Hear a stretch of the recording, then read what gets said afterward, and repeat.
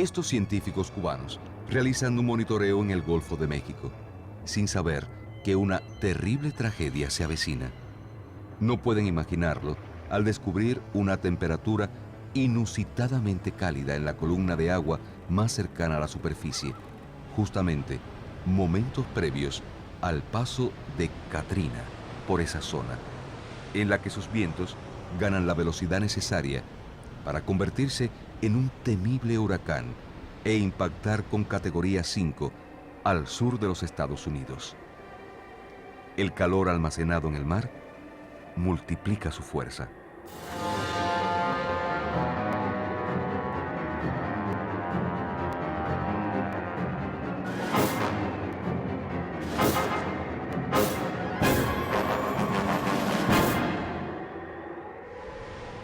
En el año 2005, Katrina no es el único huracán de categoría 5. También Rita y Wilma alcanzan esa condición. Nunca antes, 3 huracanes de esas características habían impactado en un año a los pequeños estados insulares del Caribe, siendo Wilma el más fuerte de toda la historia. Ese mismo año, se desata el más masivo de los eventos de blanqueamiento de coral, reportado hasta ese momento. También Cuba atraviesa por uno de los periodos de sequía más intensos de toda su historia. Pareciera que estamos ante la llegada del apocalipsis o que todos los demonios se han desatado a la vez. Son los efectos reales de uno de los mayores dramas de nuestro tiempo: el cambio climático.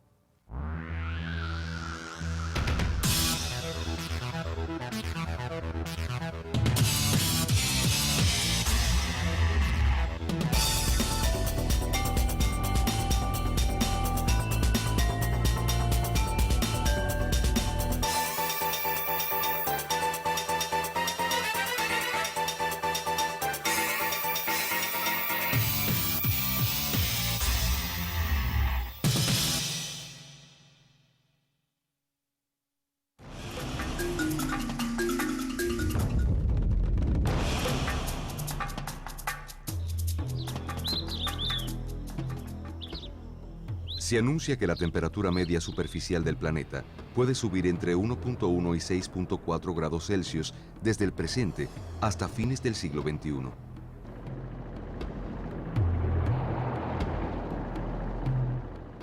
Antes, los científicos pensaban que el calentamiento de los océanos se limitaba a las capas más superficiales que intercambian calor con la atmósfera. Sin embargo, es ya una certeza que los océanos han incrementado la temperatura desde la superficie hasta los 3.000 metros de profundidad, lo que provoca su expansión térmica y contribuye al ascenso del nivel medio del mar.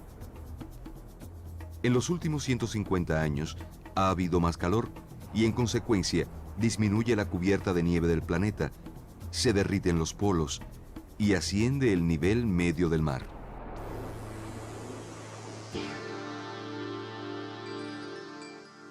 Pero aunque la temperatura ha venido subiendo desde 1951, no lo ha hecho al mismo ritmo. Desde ese año, la curva ha crecido de esta manera.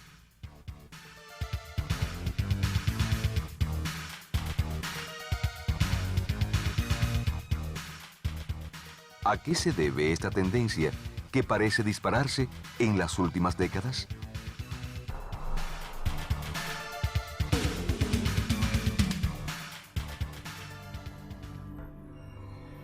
El clima es el resultado de múltiples interacciones entre las corrientes oceánicas, la superficie sólida de la Tierra,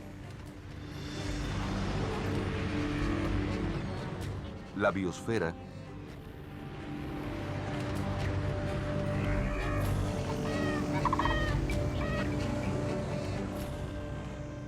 los hielos continentales y marinos y los glaciares.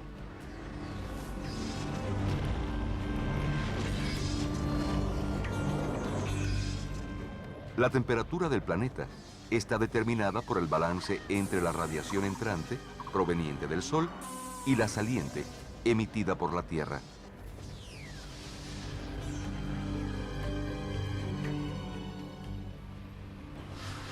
El efecto invernadero, del que tanto se habla hoy, es un proceso natural que ocasiona el calentamiento de la superficie terrestre y la atmósfera baja.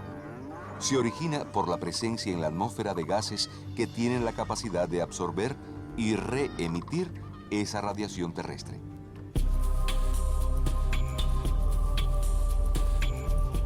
Esos gases actúan de forma semejante a los cristales de una casa de invernadero, y de ahí proviene la denominación.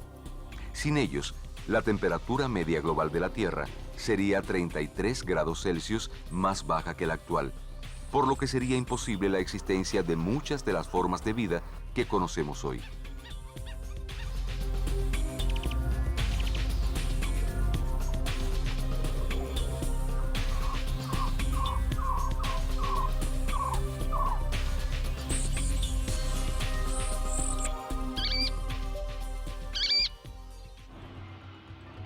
Lo que ha venido ocurriendo en las últimas décadas es un reforzamiento del efecto invernadero, producto del desarrollo industrial generado por el hombre y especialmente por las emisiones de dióxido de carbono, metano y óxido nitroso. De esa forma, la radiación emitida por la Tierra es absorbida en una mayor proporción por los gases de efecto invernadero que la retornan a la Tierra, haciendo mayor el calentamiento. Al calentamiento global causado por el hombre, los científicos prefieren llamarle cambio climático, en singular, para diferenciarlo de otros cambios en el clima que se han originado por causas naturales.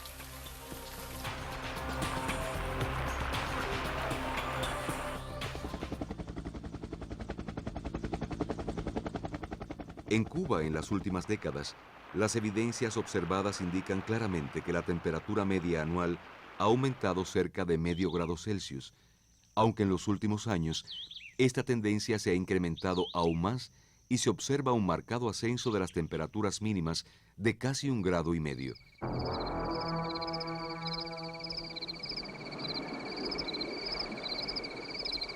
Como consecuencia, se ha registrado una disminución de la variación térmica media diaria de casi 2 grados Celsius.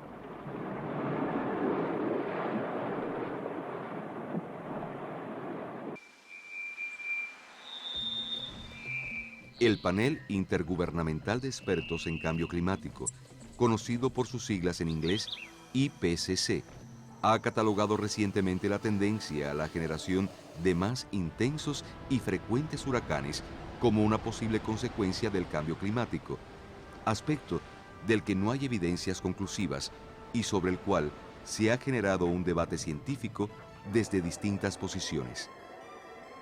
Existe un amplio consenso en cuanto a que el cambio climático propicia una mayor intensidad de los huracanes.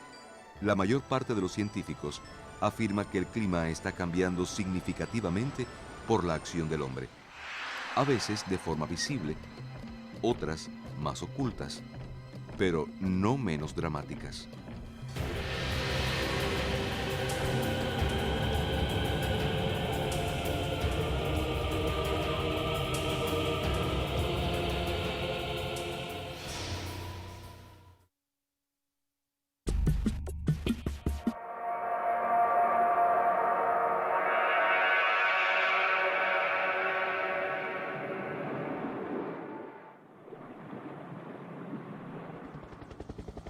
Al incrementarse la temperatura del mar, las algas microscópicas unicelulares que viven en simbiosis dentro del tejido de los corales duros son expulsadas.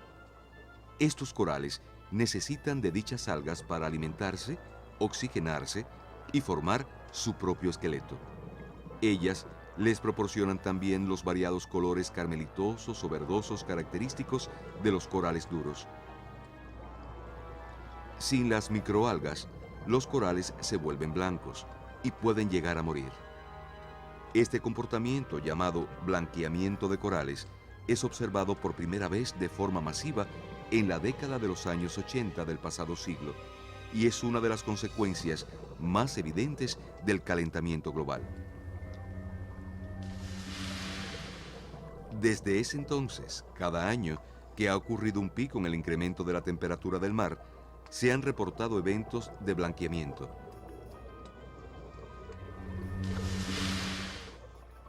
Provocadas por el cambio climático, han ido surgiendo diferentes enfermedades que afectan a los organismos de los arrecifes. Pero en el 2005, la situación se torna más grave. La temperatura del mar no solo alcanza valores inusitadamente altos, sino que dichas temperaturas se mantienen en meses en que habitualmente ya los mares se habían enfriado. Ello contribuye a que en ese año se desate el más fuerte evento de blanqueamiento de corales reportado hasta ese momento en el Caribe. A partir de ese momento, nuestro equipo comienza a seguir en imágenes la evolución de estas colonias para saber si se mueren o son capaces de recuperarse.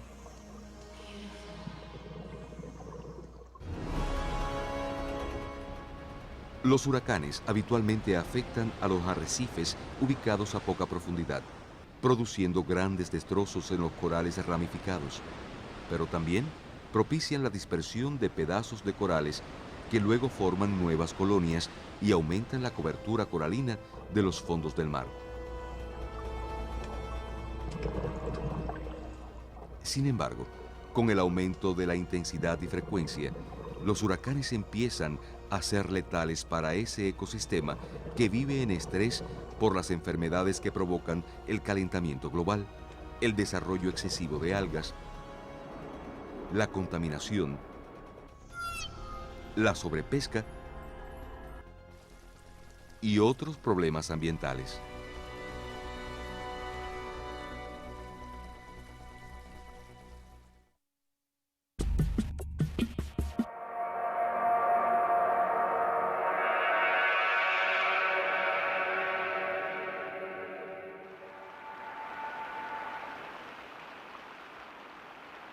Desde niña crecí con las historias que me hacía mi papá sobre el huracán del 44. Y es que siempre estuvimos amenazados por la fuerza de los vientos. Conozco cada uno de los 7 pueblos que a lo largo del tiempo fueron surgiendo a orillas del mar en el sur de La Habana.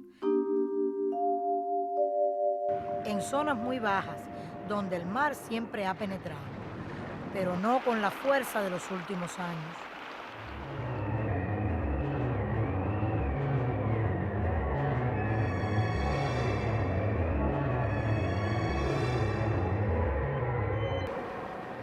Hoy tú caminas por Surgidero de Batabanó y ves los techos amarrados y las ventanas protegidas en cualquier momento del año.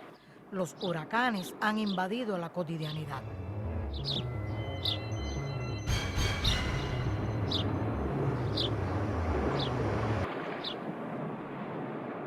Sin embargo, nunca pude imaginar que uno de esos pueblos, Playa Rosario, fuera a desaparecer totalmente. Hoy es un sitio fantasma.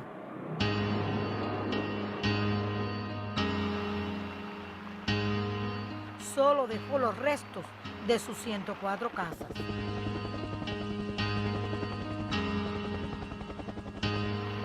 Y su gente vive por ahora en varios campamentos y albergues a la espera de recomenzar sus vidas, una vez que se construyan 2 comunidades más lejos del mar, en lugares más seguros.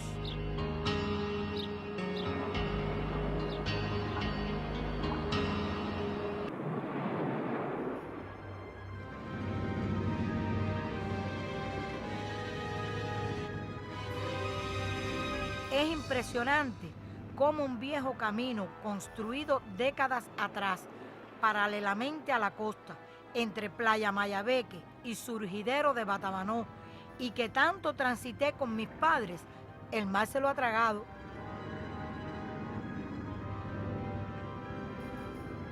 He podido saber que las afectaciones provocadas por ese camino y la tala del mangle rojo, capaz de vivir en la primera línea de la costa, han dejado al mangle prieto que le sucede directamente en contacto con el mar, con sus raíces sumergidas, y al no estar adaptado a vivir así, muere.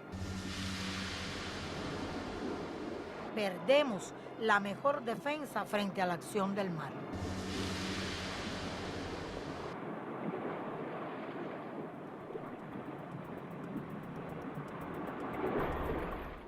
En Playa Rosario, el antiguo malecón ya fue sobrepasado por el mar. Y lo que queda de este poste del tendido eléctrico, que antes estaba en tierra, hoy está rodeado de mar. En una playa cercana a Surgidero de Batamanó, sombrillas ubicadas en la arena, hoy se encuentran también en el mar. Me impresioné aún más cuando conocí en qué posición estaba la línea de costa en un tramo entre Surgidero de Batamanó y Mayabeque, y cómo fue retrocediendo cada año hasta llegar 95 metros tierra adentro en 1997. Estamos perdiendo más de 2 metros por año.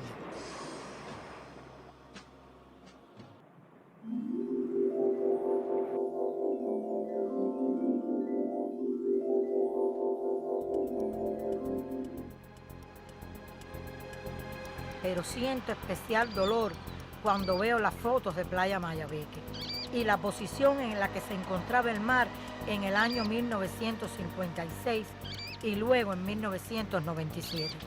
Se han perdido unos 90 metros en solo 41 años.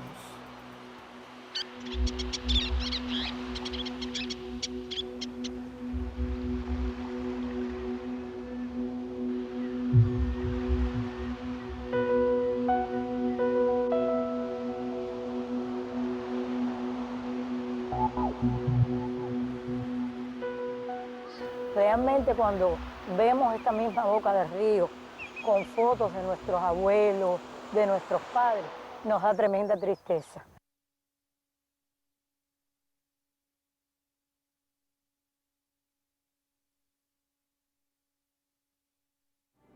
Recuerdo que de la puerta de mi casa a la orilla del mar habían alrededor de 20 metros de arena.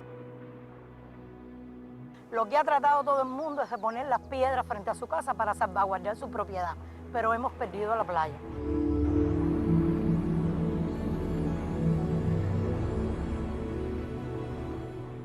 Después de estos 2 últimos ciclones, ha sido devastador la situación de los huracanes, ha sido mucho más agresiva y nos han destruido la casa. Y lo único que ha quedado es este almácigo, que recuerdo que era muy pequeñito y todavía se mantiene, que ese sí ha podido más que los ciclones.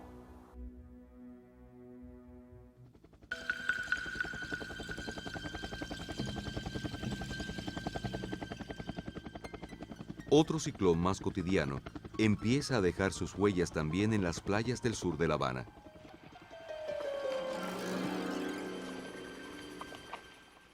Este es de carácter humano y está vinculado a las necesidades de arena para las construcciones que han venido creciendo en los últimos años para satisfacer necesidades de la población, especialmente de viviendas, pero que requieren una alternativa de suministro de arena que no implique incrementar la vulnerabilidad de la zona costera y afectar un escenario de recreación de todos.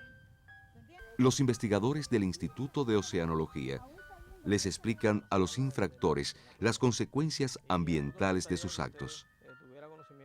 Y esto que vimos hoy, sabemos que ocurre aquí a diario porque la gente está fabricando, está construyendo, no tiene la arena en el rastro y viene a buscarla a la playa, pero sin saber y sin tener conocimiento profundo del daño que nos estamos ocasionando nosotros mismos, porque la construcción se podrá hacer en 1 mes o en 3 meses o en 4, pero la playa, cuando se pierden los granos de arena, no se va a construir jamás y la perderemos para siempre.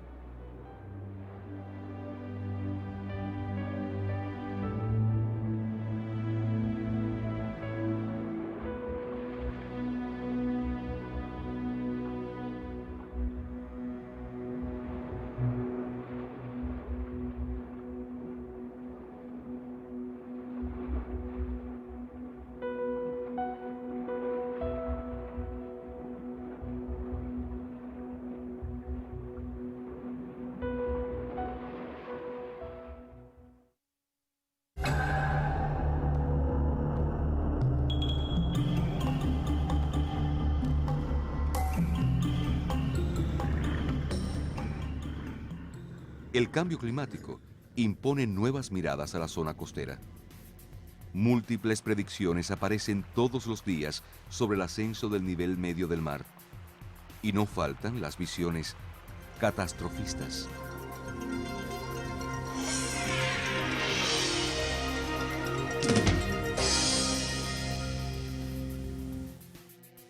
El consenso emanado de las investigaciones desarrolladas por la comunidad científica internacional a través del panel intergubernamental de expertos del cambio climático pronostica un ascenso entre 18 y 59 centímetros del nivel medio del mar hasta el año 2100.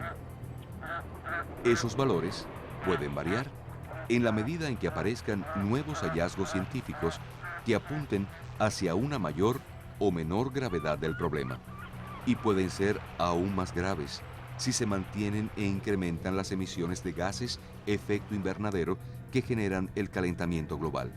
De una u otra forma, el ascenso del nivel medio del mar no deja de ser una seria amenaza para muchos estados insulares, entre ellos Cuba, aun cuando las cifras que se estiman son inferiores a las que generalmente divulgan los medios de comunicación.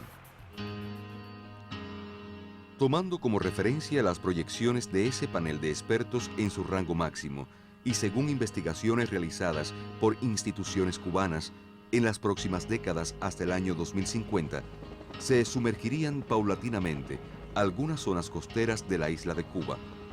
Y cuando llegue el 2100, como consecuencia del cambio climático, posiblemente cientos de cayos de nuestro archipiélago estarían sumergidos totalmente. Especies únicas de esos entornos pudieran desaparecer.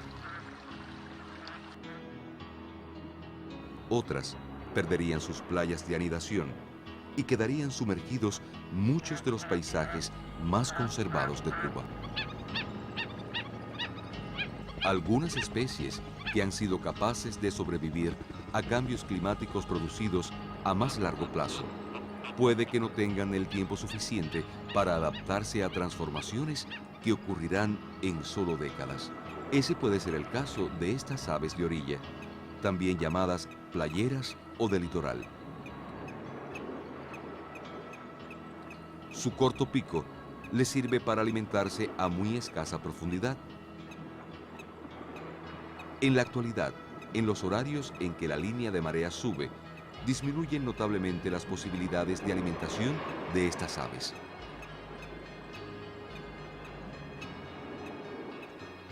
Eso puede ocurrir de forma permanente por el ascenso del nivel medio del mar y la erosión que limita el hábitat de estas aves. ¿Qué ocurrirá con ellas?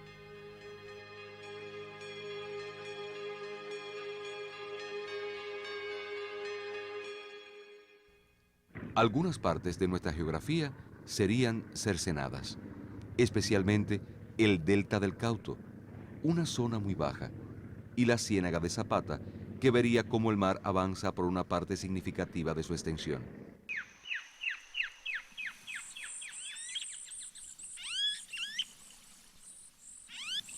Pudieran afectarse poblaciones de muchas de las aves endémicas de Cuba que habitan en este humedal, entre ellas la ferminia, que no se le puede encontrar en ningún otro lugar del mundo.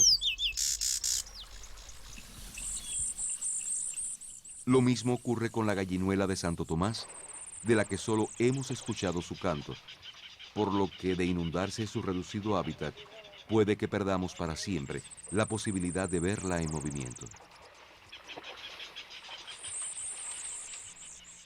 El impacto ecológico en la Ciénaga de Zapata sería incalculable.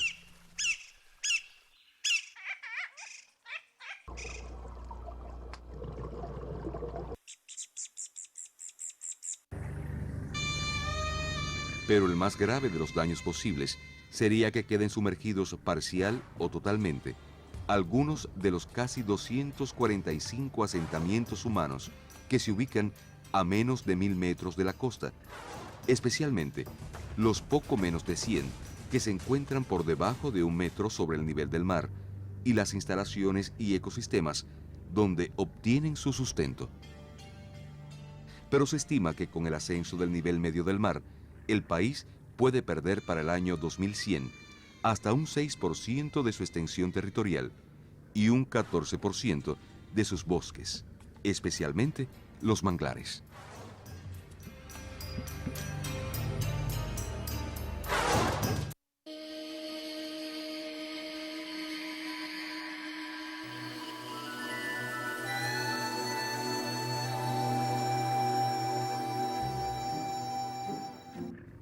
La relación del mar con el agua dulce no es tan fácilmente visible como en los casos de los huracanes, las precipitaciones intensas o las sequías, pero es uno de los mayores peligros del cambio climático.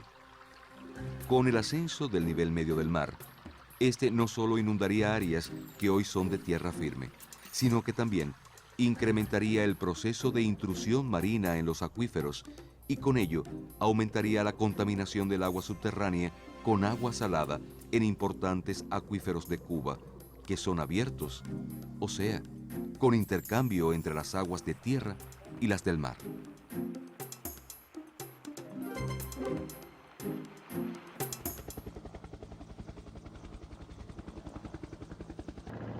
Según las estimaciones realizadas, de continuar el ascenso del nivel medio del mar como hasta el presente, la llamada cuña de intrusión salina pudiera penetrar en los próximos 50 o 100 años hasta 1,5 kilómetros tierra adentro y acercarse más a la superficie de la Tierra. El río Cauto es testigo de la relación del mar con las aguas terrestres.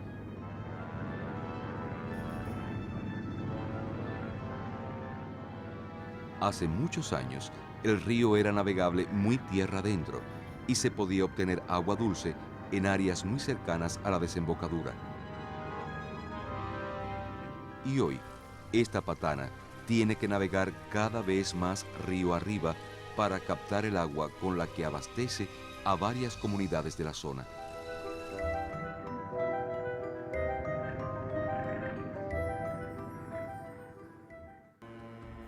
La salinización del agua subterránea, debido a la intrusión marina y a causas relacionadas con la geología y la explotación del agua, avanza e impone un control estricto de las cantidades de agua a extraer de los acuíferos.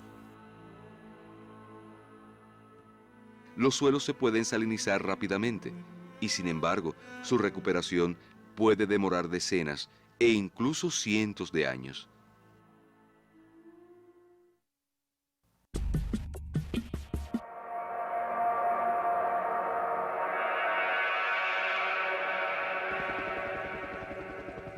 Mientras la intrusión marina amenaza con penetrar más tierra adentro, cerca de las costas sigue el debate por la vida de muchos corales blanqueados. Hemos venido siguiendo la evolución de varios de ellos y nos satisface ser testigos de cómo en muchos se observan pequeñas áreas que empiezan a repigmentarse. En otros, ya el color totalmente blanco va cediendo a otros tonos. Parece que estos corales no se rinden al cambio climático y, al menos por el momento, conservan la existencia.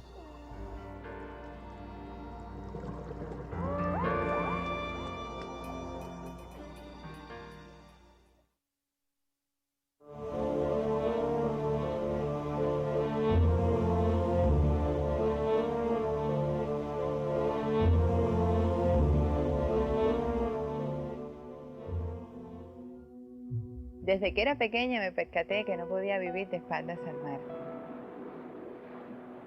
Ese mundo fascinante, lleno de misterios, me cautivó.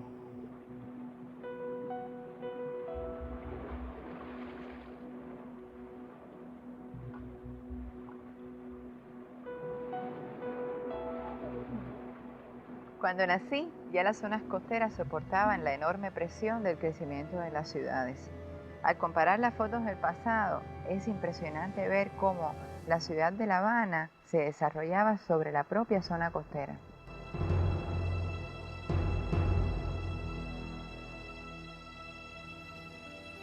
Cuando por primera vez fui a Varadero, no tenía conciencia del impacto de las construcciones sobre la duna costera.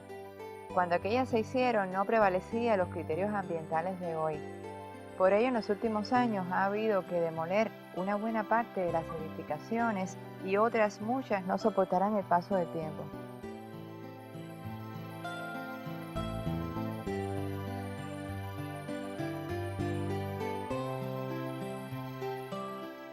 Varadero no es el único ejemplo de cómo se erosionan nuestras playas.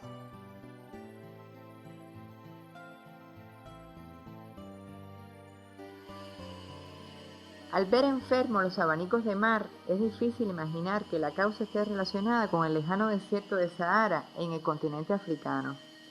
A partir de cambios en el clima, las nubes de polvo que contienen el hongo que los enferma hacen un viaje interoceánico. Tampoco imaginaba que las emisiones a la atmósfera de dióxido de carbono y otros gases pudieran hacer más ácidos nuestros mares y limitar el crecimiento de los organismos que integran esas colonias que han demostrado su capacidad de convertirse en verdaderas ciudades sumergidas.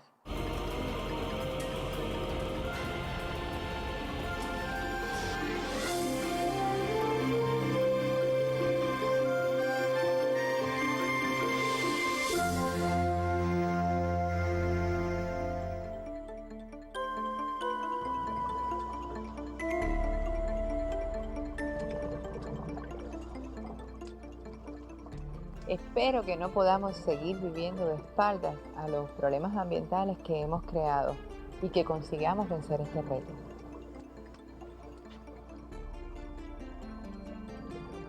Sueño que el mar seguirá siendo fuente de vida y el más impresionante escenario de este planeta. Sé que a veces las ballenas recalan en nuestras costas al ser afectadas en los mares donde habitan, entre otros factores, por los impactos del cambio climático en el plancton del que se alimenta, y que el reino femenino puede también imponerse en la naturaleza, ayudado por el cambio climático.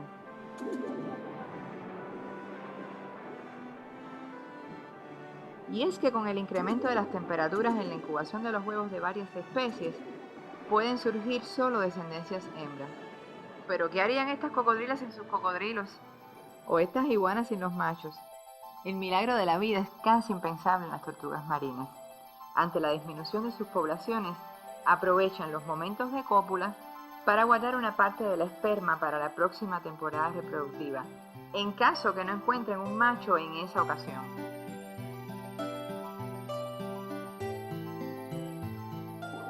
No tengo idea sobre qué pasará con las escenas de amor que tantas veces hemos contemplado en muchos peces. En varias especies, ellos viven dispersos en el mar y se congregan para reproducirse en fechas y momentos muy específicos, orientándose a partir de varios factores, entre ellos la temperatura del mar.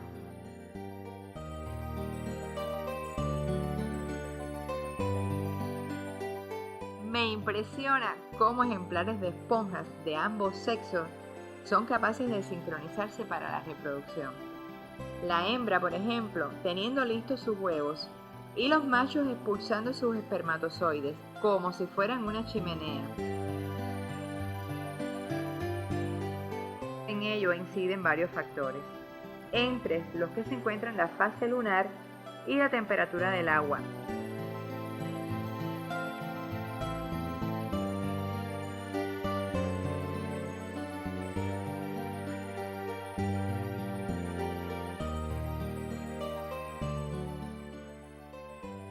Aunque las escenas de la reproducción de los corales están ocultas en el fondo del mar y ocurren solo en la noche, espero que los hijos de mi hijo sigan disfrutando como yo de su indescriptible belleza. Pero para ello, el hombre tendrá que convertirse en el verdadero guardián de los mares.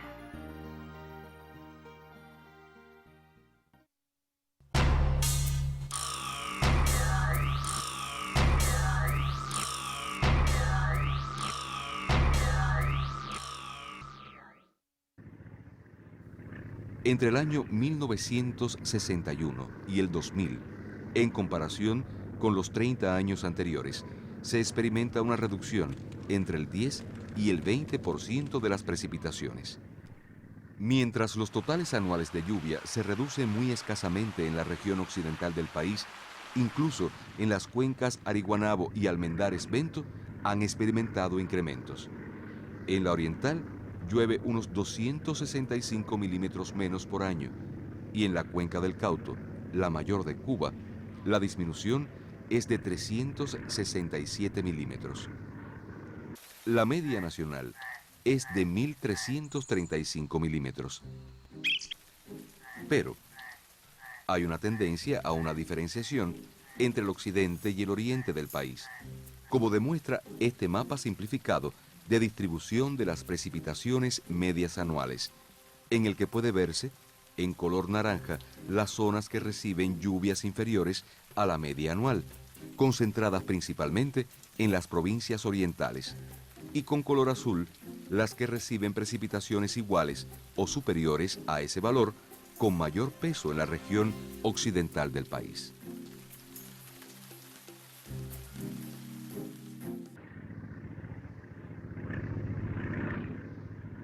La disponibilidad y calidad del agua no solo será importante para el abasto directo a la población. El impacto del cambio climático aumentará la necesidad de agua para el riego en cerca de un 50%, pues una buena parte de la producción agrícola del país se obtiene durante el periodo invernal, que coincide con la época más seca del año. En áreas sin regadío, los rendimientos de numerosos cultivos podrían disminuir entre un 15 y un 30%. Se reportan actualmente cambios importantes también en el patrón de las lluvias. Estas han aumentado en el llamado periodo seco, con un mayor aporte de los eventos de grandes precipitaciones. Esas modificaciones han tenido un impacto negativo en la producción de azúcar, ya que el exceso de humedad disminuye su concentración en la caña y dificulta el empleo de los equipos, afectando la realización de la zafra, como ha ocurrido en el año 2007 en la región oriental del país. La duración de episodios intensos de sequía también ha crecido, hasta representar actualmente casi un tercio de los meses del año.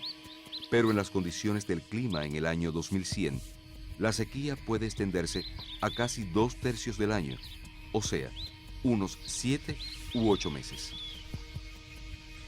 La situación de las lluvias se hace más compleja por su variabilidad, según nos muestra este mapa. En las zonas más estables, de color azul, la diferencia de las precipitaciones de un año para otro se encuentran entre un 10 y un 20%. Ya en las zonas de color verde, esas variaciones pueden ser entre un 20 y un 26%. En las de color amarillo, las diferencias en las lluvias de un año para otro alcanzan entre un 26 y un 36%. Y el color rojo significa que entre un año húmedo y otro seco, las diferencias de precipitaciones en un mismo lugar pueden llegar a cifras entre el 36 y el 58%. Entonces, en esos lugares, en un año, puede llover menos de la mitad de lo que llovió el año anterior. Esos actuales contrastes probablemente se acentuarán aún más con el cambio climático.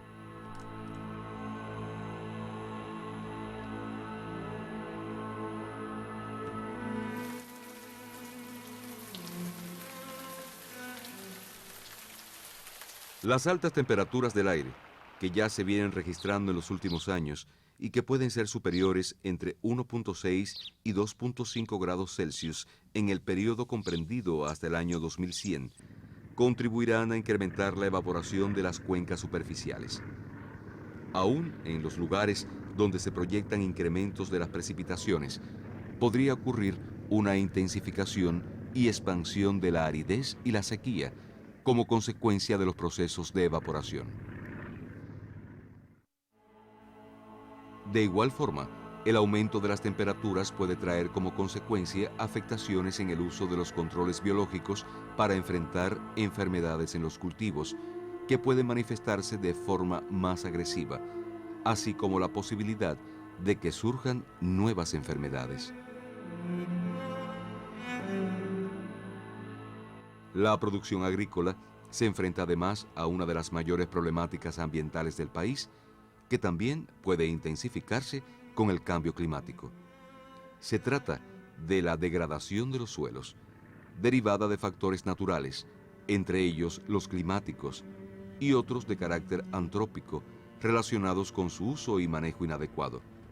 Ya el 70% de nuestros suelos se consideran poco o muy poco productivos.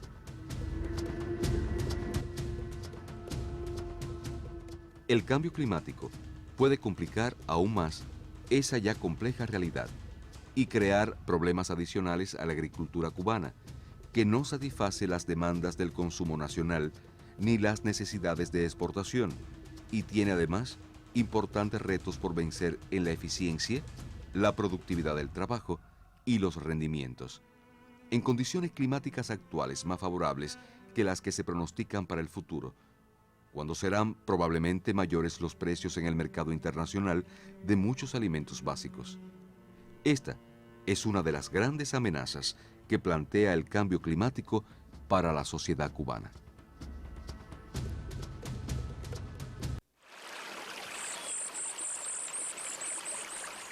Para vencer esos y otros desafíos, los recursos hídricos superficiales y subterráneos que dispone Cuba en este momento ya son limitados. La disponibilidad de agua ya es baja, en un entorno de unos 1.200 metros cúbicos por habitante al año para todos los usos. Valor clasificado como de estrés hídrico por organizaciones internacionales.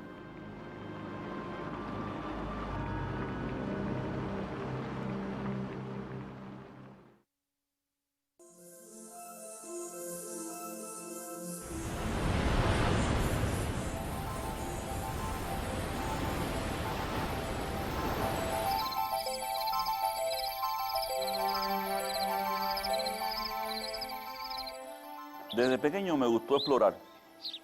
Yo siempre iba al campo y en vez de quedarme en la casa jugando, pues me iba a caminar por el monte, a ver los pájaros, a ver las plantas.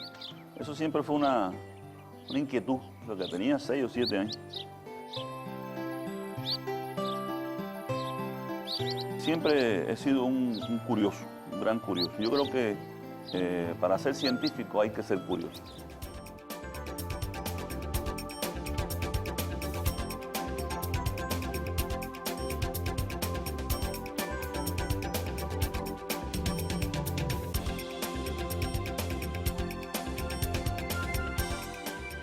La geología nos da una visión profunda del tiempo y por lo tanto de los procesos a que estamos acostumbrados en la actualidad. Por ejemplo, el clima, la temperatura del mar, la temperatura de la atmósfera, los cambios del nivel del mar. Aquí tenemos los datos de 140.000 años. Aquí tenemos el nivel del mar actual en 0 y hasta menos 150. Podemos ver que según osciló el clima en el pasado, pues también tuvo oscilaciones el nivel del mar. Y esto nos indica que esta variante, el nivel del mar, ha oscilado constantemente de una forma cíclica a través de los miles de años. Estos cambios del nivel del mar obedecen a cambios del clima, a cambios de la temperatura global. Cuando existen etapas frías, aumentan los hielos polares y generan estos descensos del nivel del mar. Como ustedes pueden ver, estos descensos han ocurrido reiteradamente en la historia geológica de nuestro planeta. Cuando, por el contrario, hay calor, la temperatura global aumenta, entonces se derriten los hielos polares y ocurren picos de levantamiento del nivel de los océanos. Y en este momento estamos en un instante en que el nivel del mar está en pleno ascenso. Esto provocado, por supuesto, por el calentamiento global. Viene ocurriendo desde hace 25.000 años y es un proceso que aún no ha terminado.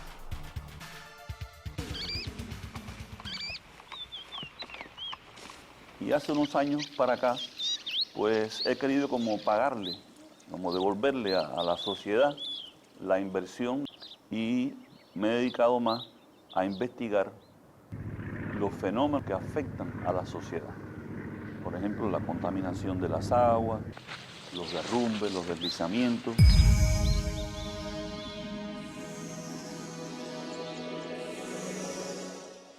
En este sitio hay un ojo de agua, pero también están a veces las malas acciones de las personas.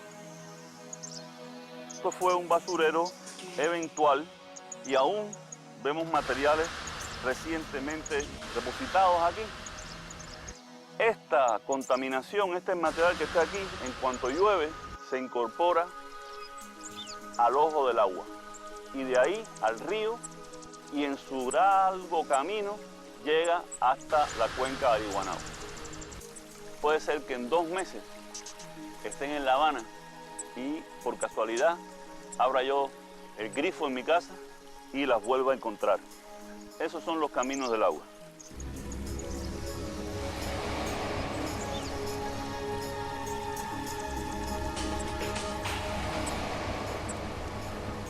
Estas aguas ya aparecen completamente contaminadas. ¿Y quién es el responsable de eso? Bueno, usted, yo, cualquier persona que individualmente realiza distintos tipos de acciones que son acciones contaminantes para las aguas. Por eso, al final, el individuo, el hombre de campo, el hombre de la ciudad, el hombre de los que viven en las pequeñas caseríos, a lo largo de los cauces de los ríos, de los arroyos, tienen que adquirir esa ética de cuidar el agua, porque esa agua que está corriendo por ahí, mañana puede ser escasa, puede estar limitada y puede incluso ser de gran caudal, pero si la contaminación es muy grande, no se podrá utilizar para ningún efecto social y eso es extremadamente problemático.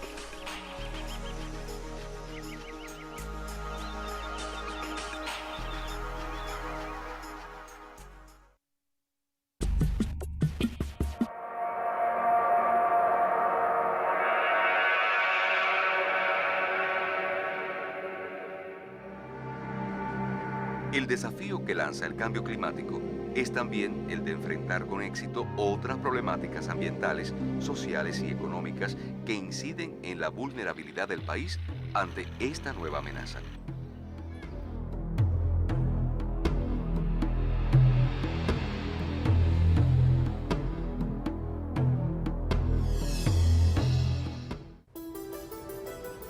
Pero, ¿cuál es la responsabilidad de un país pequeño y subdesarrollado como Cuba en el desencadenamiento del cambio climático?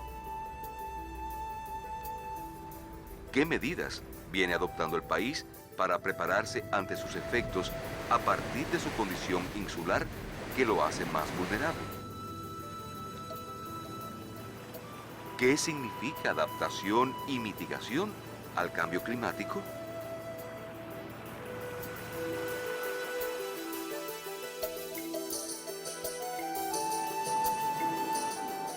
¿Qué pasos daremos para implementar y generalizar cuanto antes el manejo integrado costero como vía más efectiva de enfrentar las amenazas y tomar decisiones sabias? ¿Qué ocurrió en Cuba con la emisión de gases efecto invernadero con la llegada de la crisis económica en 1990 y cómo esta emisión ha evolucionado en los últimos años? ¿Qué relaciones se establece entre las transformaciones en el sector energético en Cuba y el cambio climático? Buscaremos respuestas a esas y otras muchas preguntas relacionadas con el clima, la energía, el bosque y la revolución necesaria.